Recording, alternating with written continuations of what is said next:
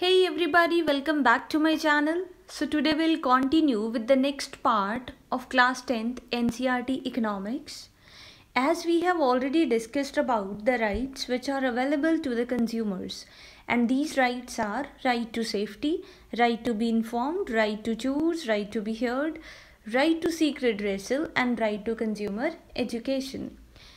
So now we will discuss about the next step. As we have discussed that right to seek redressal, कि consumer को right है अगर उसके साथ कोई एक्सप्लॉयटेशन हो रहा है, अगर कोई एमआरपी से ज़्यादा चार्ज कर रहा है या फिर एडल्ट्रेटेड गुड्स मिल रही हैं, कुछ भी ऐसा हो रहा है, then consumer has the right to seek redressal. लेकिन कैसे होगा ये सब? उसके लिए हमारे पास हैं कंज्यूमर फोरम. देखो, इंडिया में जब कंज्यूमर्स को एहसास हुआ कि हमारे साथ एक्सप्लॉयटेशन हो रहा है, हमें अडल्ट्रेटेड गुड्स मिल रही हैं या फिर प्रोडक्ट का प्राइस ज़्यादा चार्ज किया जा रहा है, डिस्क्रिमिनेशन है, this has led to the consumer movement in India. तो उस कंज्यूमर मूवमेंट की वजह से कंज्यूमर फोरम इस्टेब्लिश हो गए, जिनका मेन काम क्या है? To protect the consumers interest. तो ये कंज्यूमर फोरम क्या करती हैं? They guide the consumers on how to file cases in the consumer court. तो ये गाइड करते हैं कंज्यूमर्स को कि आप कैसे केस फाइल कर सकते हैं. On many occasions they also represent individual consumers in the consumer courts. अगर आपको ज़्यादा इसके बारे में नॉलेज नहीं है, like you are not able to present your self in the consumer court, तो आपके बिहाफ पे ये कंज्यूमर फोरम भी काम करेगी. इन कंज्यूमर फोरम को क्या एडवांटेज है ये सब करने का? They receive financial support from the government. Government इनकी हेल्प करती है, इन्हें पेमेंट करती है, फाइनेंशियल सपोर्ट देती है, so that they can make people aware about their rights. लोगों को अपने राइट्स के बारे में अवेयरनेस हो जाए.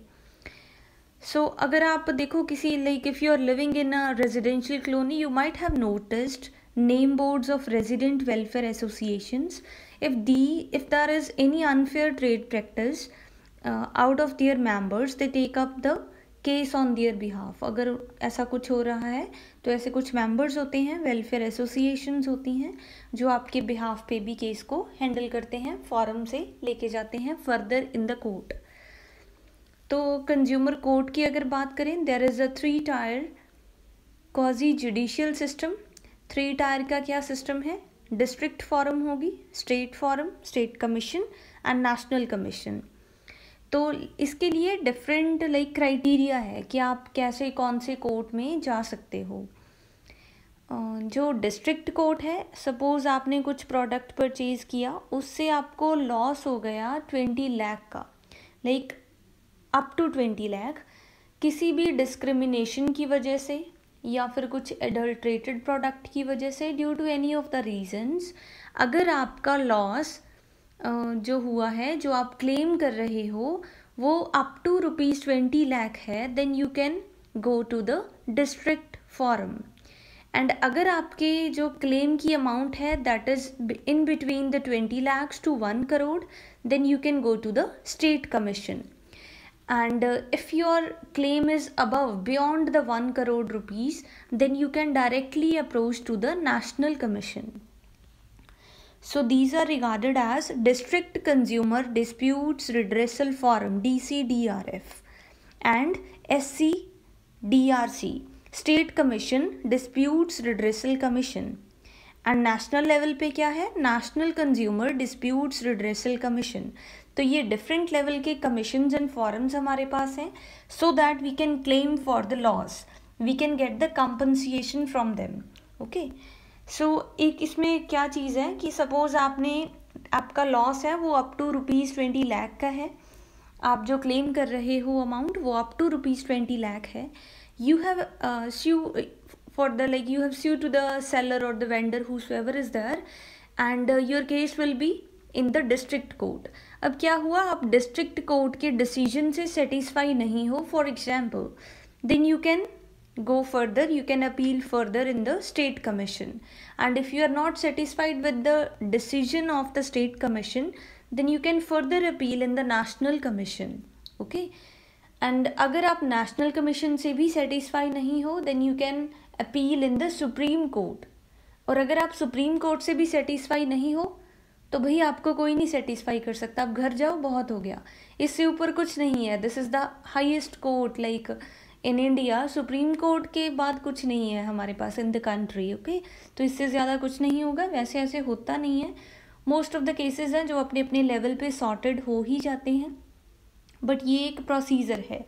फर्स्ट आप वैसे तो आप अमाउंट के अकॉर्डिंग ही अपील करोगे, but if you are not satisfied with the decision of the district court, then you can go to the state, not with the state, then to the national. So this is the procedure to go further, okay.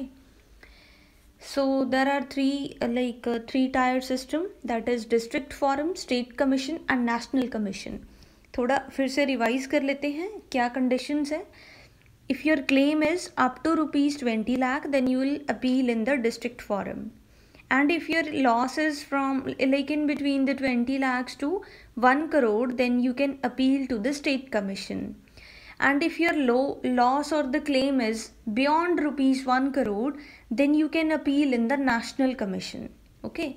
And if you are not satisfied with the decision of the district forum, then you can go to the state commission. And if you are not satisfied with the decision of the state commission, then you can further appeal to the national commission. This is under the COPRA, Consumer Protection Act, okay. These are the redressal agencies. So अगर आपको complaint register करनी है, then this is the form available for you, like for the consumers. Complaint registration होगी, उसमें जो भी complain कर रहे हो आप, उसका नाम होगा, area, road, street, address, village, ये सब चीज़ें होंगी। इसको सबमिट करवाने के बाद ही आपकी कंप्लेंट रजिस्टर हो जाएगी। So now we will discuss about a story mentioned in the NCERT। सो एक अंकल हैं हमारे पास, प्रकाश जी, ठीक है। तो इन्होंने क्या किया, अपनी बेटी को कुछ पैसे सेंड किए through post office. Prakash goes to the post office to send money order to his daughter. लेकिन हुआ क्या, जब प्रकाश जी ने अपनी बेटी से फ़ोन करके पूछा, अभी हाँ जी बेटा आपके पास पैसे पहुंच गए, तो उसने बताया नहीं मेरे पास तो कोई पैसे नहीं पहुंचे।